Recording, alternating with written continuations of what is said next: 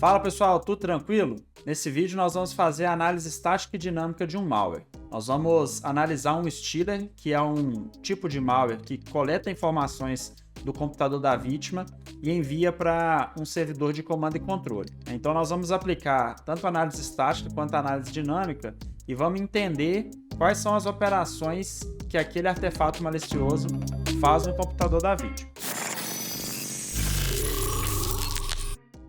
Nesse vídeo, a gente vai realizar um dos laboratórios desse livro aqui, o Practical Malware Analysis. Até para depois ninguém ficar com a máquina contaminada e depois se querer me culpar por causa disso, né? Então, vocês têm o acesso, né? Esse livro podem adquirir, ou para baixar também os arquivos, né, desse vídeo, você pode baixar nesse repositório. A gente vai fazer o Lab 0301. Então a gente vai colocar também o link aqui desse repositório nos comentários. É isso aí. Então segue a gente nessa análise e bora lá. De infraestrutura, né, para fazer essa análise, o que a gente vai precisar? A gente vai precisar de uma máquina Windows para poder rodar o executável e uma máquina Linux, que nós vamos utilizar ela como gateway dessa máquina Windows. A ideia disso é fazer que essa máquina, que vai ser a nossa sandbox, essa Windows, XP no caso aqui, tá? Porque esses laboratórios eles rodam no XP, até é possível fazer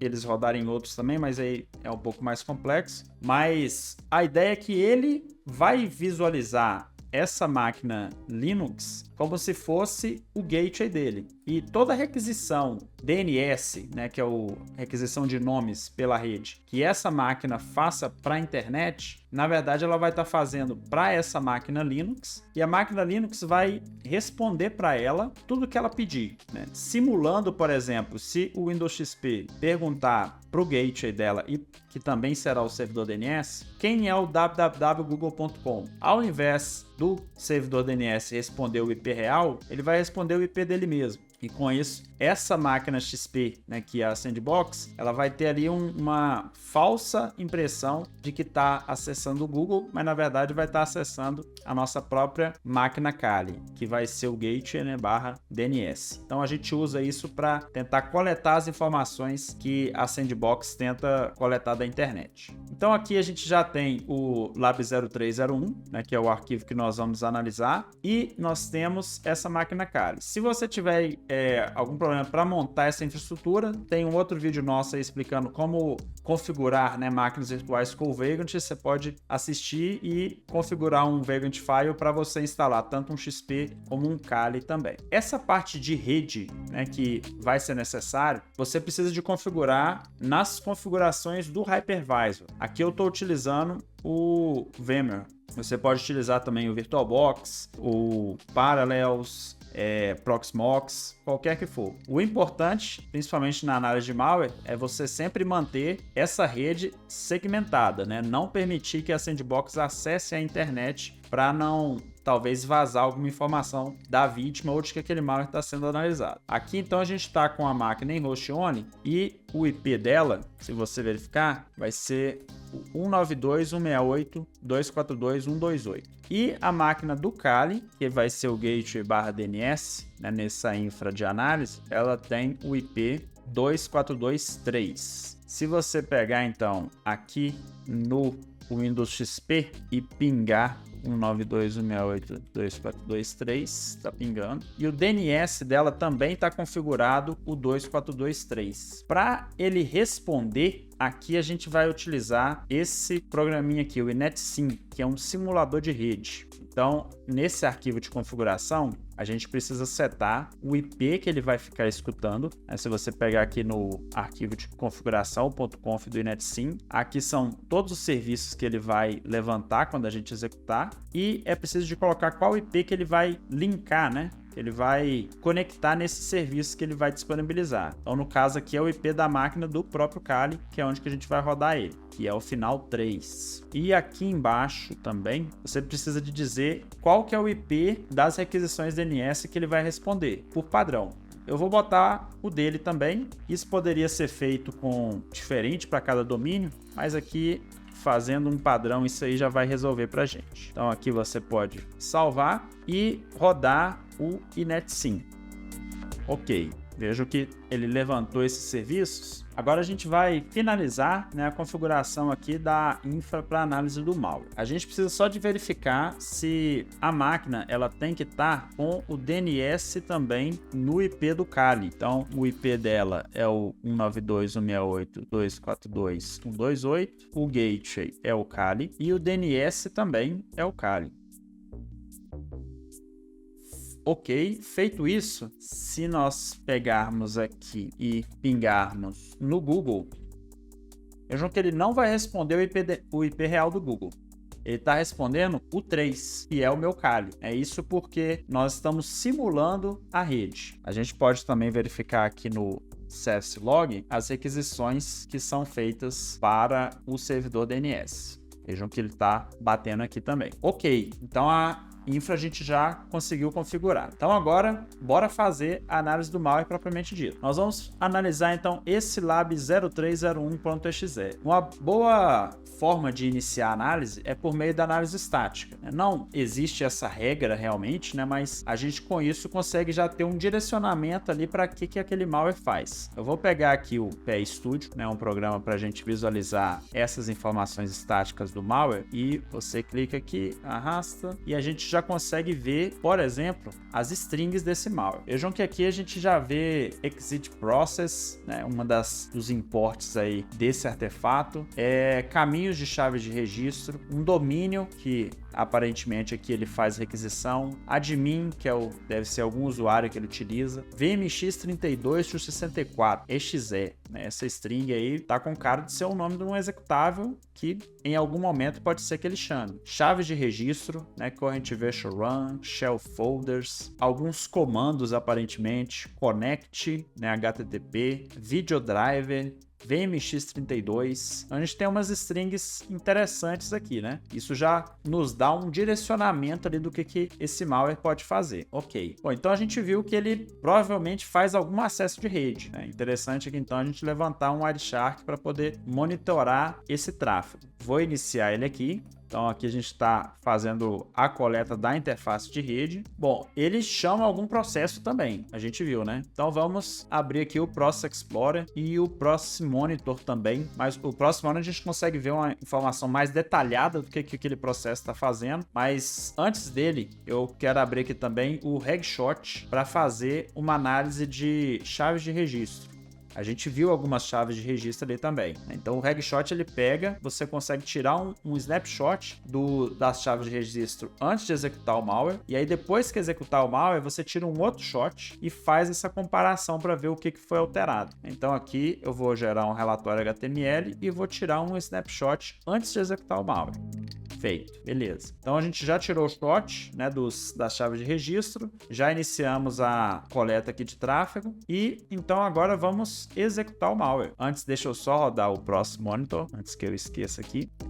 O Process Monitor, vejam, eu não estou fazendo nada, né? Essas aqui são todas as operações que o próprio sistema operacional, né, o Explorer aqui no caso, está fazendo. Perfeito. Então, bora lá. Deixa eu colocar aqui o Process Monitor e o Process Explorer e vamos executar o malware. Vamos lá. Então, vou clicar nele aqui. Ó, observaram? Ele está sendo executado. O Process Explorer a gente consegue ver isso. Mas, para o usuário, vejam que ele não aparentou nada, né? Não apareceu nenhuma tela, não printou nenhum prompt de comando para o usuário fazer, né? O usuário comum aparentemente nem sabe que esse executável está rodando ali em background, mas ele tá. Vejam que pelo Process Explorer a gente consegue ver isso. E se a gente pegar aqui no Process Monitor, ele foi coletado. Vamos parar aqui, porque o Process Monitor, vejam que nesses poucos segundos aí que a gente executou, ele já coletou 64 mil registros, né? Então isso aqui, se você tiver principalmente uma sandbox com pouca memória, pode ser que você deixar o Process Monitor rodando por muito tempo, ele vai travar a tua máquina. E a gente pode tirar um segundo shot agora, né? Vamos tirar aqui um segundo shot e aí a gente vai comparar agora para ver se teve alguma alteração nas chaves de registro. ele vai abrir aqui o HTML que ele gerou. Vamos ver o que foi alterado de chave de registro, né, entre a gente tirar o primeiro shot, executar o malware e tirar o segundo shot. Observem que aqui foi adicionado essas chaves de registro. Essa chave de registro aqui é o Most Recently Used Cache, né, para o Windows. Ele informa que aquele executável, este arquivo, né, foi executado. Tem algumas chaves aqui que são shellbags. Agora eu queria chamar a atenção de vocês principalmente para essa daqui, ó. Vejam o nome dessa chave de registro que foi salva: Videodrive. Lembram das strings que a gente viu lá no início da análise? Observem que aquele caminho também que nós vimos, né, o Software Current Virtual Run Videodrive. Isso daqui é persistência, pessoal. Isso daqui é muito utilizado em persistência. E aqui a gente tem um hexadecimal, que dá para a gente decodificar também, mas não precisa.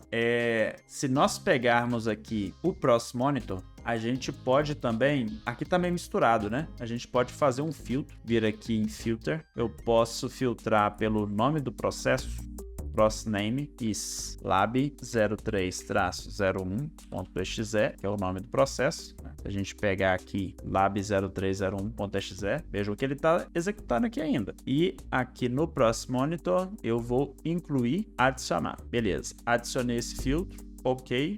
Ele vai filtrar só as operações que esse executável fez, para a gente tentar entender. Então aqui é muita coisa, realmente, né? Mas tem alguns chaves aqui que eu queria mostrar para vocês.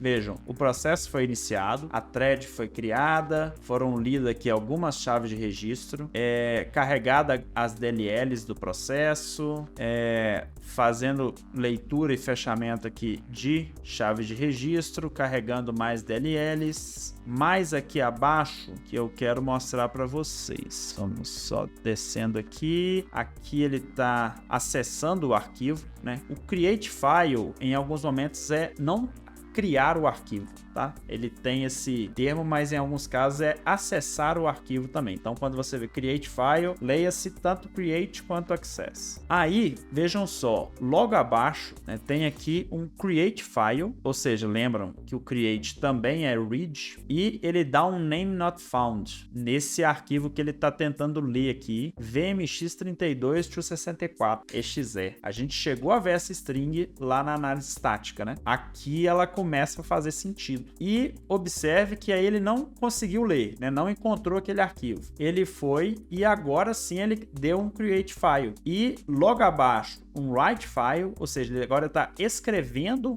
nesse arquivo um tamanho de 7.000 bytes aproximadamente, e depois ele fecha esse arquivo, ou seja, ele criou esse arquivo agora. Se a gente vir aqui, o que a gente pode fazer? Nós podemos vir nesse caminho para confirmar essa operação e podemos olhar aqui no C2 pontos, Windows System32 VMX32 VMX32. Vejam ele aqui, ó. Vejam que ele tem um tamanho de 7 KB. O que a gente pode fazer? Pode vir aqui nas propriedades dele. 7 KB. Se você perceber um detalhe, o lab0301, né, o arquivo que a gente está analisando como malware, ele também tem 7 KB. Isso é curioso. O que isso sugere? Se você pegar aqui esse malware e tirar um hash dele, um SHA-256, do original é esse SHA. Eco Bravo Delta Delta. E se você pegar o que foi criado, tirar o hash também, você vai ver que é o mesmo hash. Eco Bravo Delta Delta. O que isso significa, pessoal? E é o mesmo arquivo, né? O mesmo conteúdo, na verdade. Ou seja, o malware ele criou uma cópia dele na System32, né? Ou seja, ele está se replicando no sistema.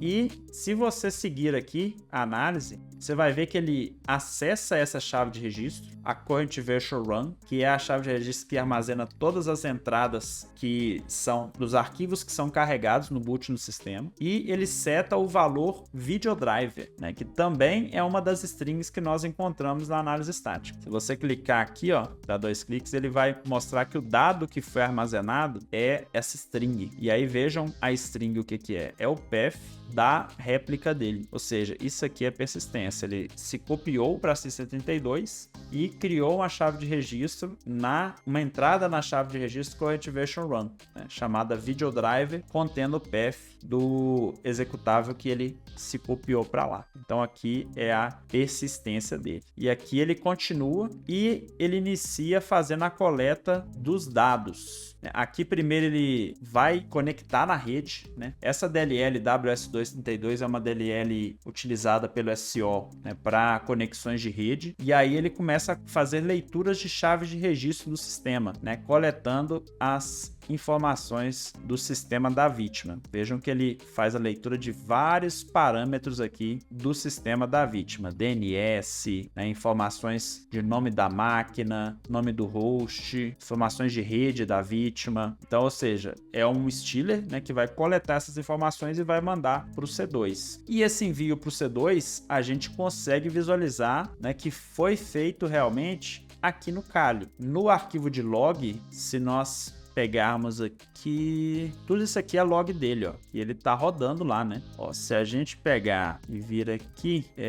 deixa eu subir aqui, ó, aqui. Vejam que nesse momento ele fez a requisição para aquele domínio que a gente viu lá na análise estática. Esse domínio aqui, então, provavelmente é o comando e controle dele, o C2. Aqui ele respondeu que é o 3, que é o inetsim, né, fazendo essa função aí de meio de campo aí, né, de man in the middle. Vejam que ele está rodando aqui. E se nós pegarmos aqui no computador da vítima, a gente rodou também o Wireshark. Aqui a gente consegue visualizar também essa requisição. Se nós subirmos aqui, nós vamos ver aqui a requisição DNS, né? Então vejam, deixa eu parar aqui primeiro.